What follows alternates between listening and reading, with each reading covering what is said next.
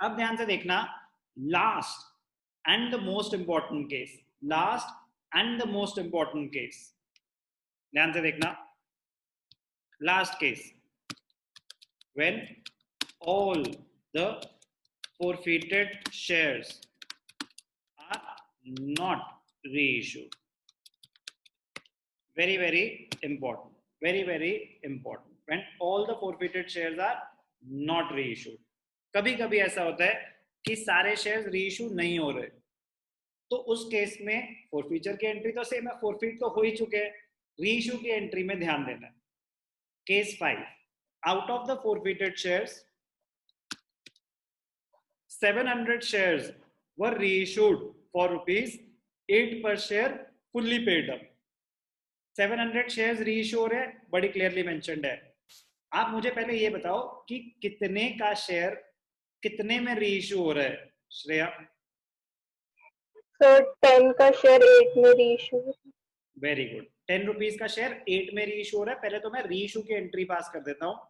Reissue की entry तो straight forward है, रीइश्यू की एंट्री में तो कोई दिक्कत ही नहीं है, दिमाग लगेगा कैलकुलेशन ऑफ कैपिटल रिजर्व में. ध्यान से देखना, केस 5, रीइश्यू की एंट्री तो सिंपल स्ट्रेट फॉरवर्ड, 8 रुपए में रीइश्यू हो रहा था. Yes sir. ठीक है, तो पैसे कितने आए होंगे हमारे पास? 700 इंटू 8. डिस्काउंट कितना दिया होगा हमने? 700 इंटू 2.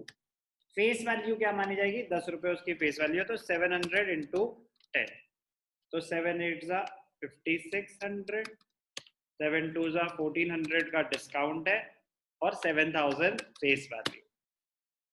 मोस्टली गलती कर देते हैं जो कॉन्सेप्ट पे ध्यान नहीं देते कि भैया देखो डिस्काउंट, जो हमने अमाउंट फोरफीट किया था वो था 7000, अब डिस्काउंट दिया हमने 1400, तो 7000 माइनस 1400, 5600 हो गया आपका प्रॉफिट, कर दो ट्रांसफर कैपिटल रिजर्व में.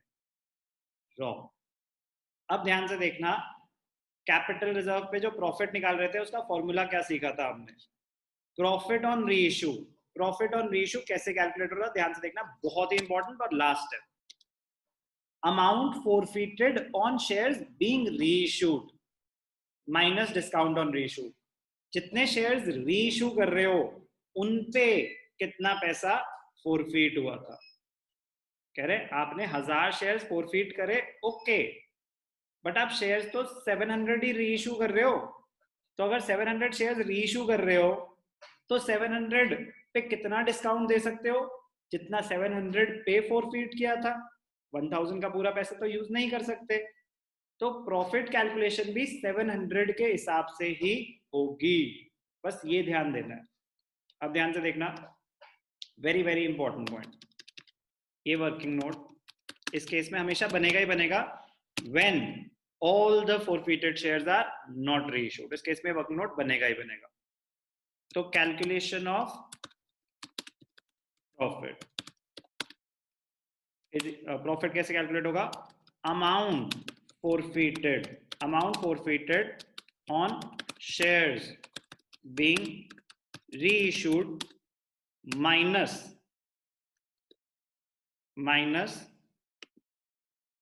Discount on reissue, minus discount on reissue.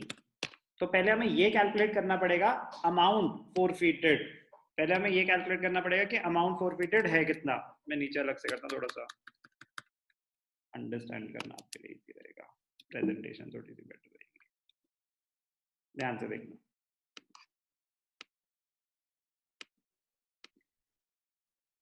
calculation of profit is amount forfeited on shares being reissued minus discount on reissue. अब ध्यान से देखना, very very basic unitary method, very very basic unitary method. Blank screen visible है? Yes sir. ये case कब apply होगा? when all the forfeited shares are not reissued. When all the forfeited shares are not reissued, तो उस case में क्या होगा, ध्यान से देखना. Step 1, calculate the amount forfeited. Calculate the amount forfeited on shares being reissued. Basic calculation, basic 6-7 standard की calculation. So if rupees, yeah, basic unitary method, shares forfeited, amount forfeited, shares forfeited, amount forfeited. जब हमने 1000 shares forfeit करे तो उन पे कितना amount forfeit किया, 7000. इसमें किसी को कोई डाउट? ये तो ओरिजिनल केस है, इसमें किसी को कोई डाउट? No sir. ओके, अगर 1000 शेयर्स पे 7000 फॉरफीट हुआ था तो 700 पे कितना हुआ होगा? तो 700 into 7000 divided by 1000, basic unitary method. This into this divided by this. याद है बचपन कि 1000 शेयर्स पे अगर 7000 रुपए फॉरफीट हुए तो बताओ बच्चों 700 शेयर्स पे कितने रुपए फॉरफीट हुए होंगे? 7 7 जा 4900. ये 4900 कैसे आया, इसमें किसी को कोई डाउट?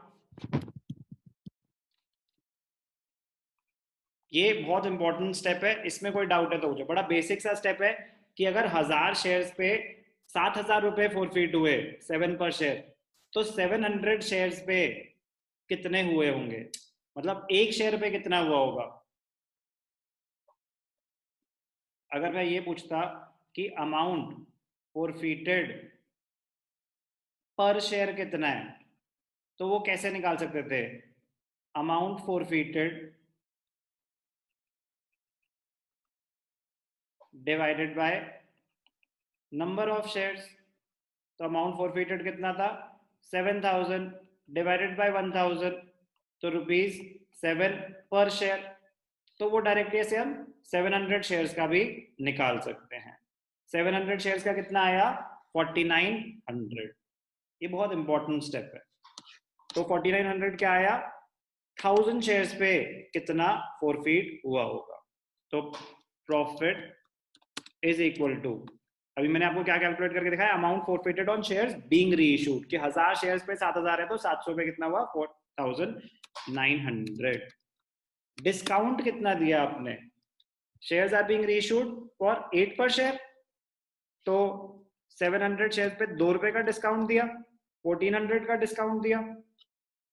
ध्यान से देखना. तो this is equal to 4900 minus 1400, 3500, 4000. तो ये है बेटा सारा खेल कैलकुलेशन ऑफ कैपिटल रिजर्व का when all the shares are not reissued. ये रीइश्यू का काफी इंपॉर्टेंट केस है, बड़े सारे केसेस है, ये वन ऑफ द केसेस है. केस कौन सा है? आज का मोस्ट इंपॉर्टेंट था ये, when all the forfeited shares are not reissued.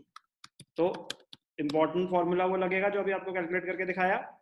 Entry हो जाएगी share forfeiture to capital reserve. Share forfeiture to capital reserve कितना निकाला हमने? 3500.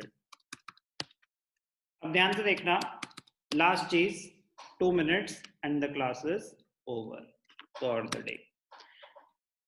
ये जो कैलकुलेट करा हमने बेसिक यूनिटरी मेथड के थ्रू, ये जो हमने कैलकुलेट करा कि अगर 1000 शेयर्स पे 7000 है, 700 पे कितना होगा, बेसिक यूनिटरी मेथड, तो उसका उन्होंने एक फॉर्मूला भी बनाया.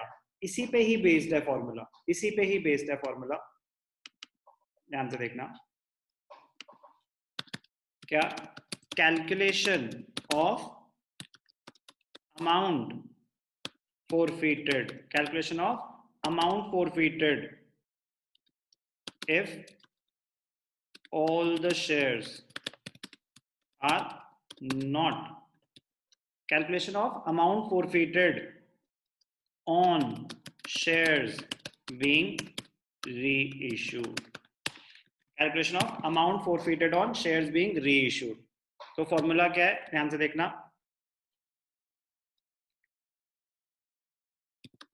shares reissued divided by total shares forfeited, shares reissued divided by total shares forfeited into total amount forfeited, into total amount forfeited. Shares reissued into total amount forfeited divided by total shares forfeited. Formula simple सा है, ध्यान से देखना कि अगर 1000 shares थे, आप 700 ही reissue कर रहे हो तो क्या होगा, 700 डिवाइडेड बाय 1000, 700 डिवाइडेड बाय 1000, तो shares reissued divided by shares forfeited into total amount forfeited. Total amount forfeited कितना था, 7000.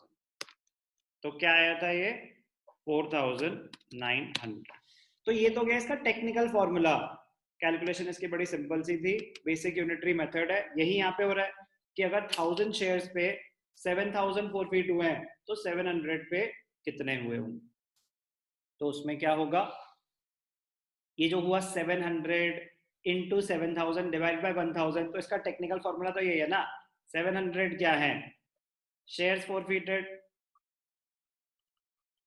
शेयर्स रीइश्यूड, सॉरी 700 क्या है, शेयर्स रीइश्यूड, 1000 क्या है, टोटल शेयर्स फॉरफिटेड, और 7000 क्या था, 7000 था अमाउंट फॉरफिटेड. तो उससे हमने क्या निकाला कि अगर 1000 पे 7000 रुपीज फॉरफिट हुए तो 700 पे कितने हुए होंगे. ये कब यूज होगा, when all the forfeited shares are not reissue. बहुत ही इंपॉर्टेंट है रीइश्यू, बहुत बेसिक कॉन्सेप्ट है, बट उसके कुछ वेरिएंट्स हैं जिनमें दिमाग लगाना पड़ सकता है. तो प्लीज ध्यान से पढ़ेंगे. इसमें जो सबसे इंपॉर्टेंट पॉइंट आज हमने सीखा कि बेटा meaning of called up value और paid up value at the time of issue थोड़ा सा डिफरेंट होता है और at the time of reissue थोड़ा सा डिफरेंट होता है. आराम से समझ के नोट्स बनाएंगे, भागेंगे नहीं. ये चीजें समझ आएंगी तो ही आगे आप क्वेश्चंस में ये हैंडल कर पाएंगे. समझ आने को कॉन्सेप्ट से ही, एक एग्जाम्पल से ही समझ आ सकता है. अगर ध्यान से नहीं करोगे, आप 50 क्वेश्चंस कर लो, उसका भी कोई फायदा नहीं है. तो जितना करेंगे समझ के करेंगे. आज के लिए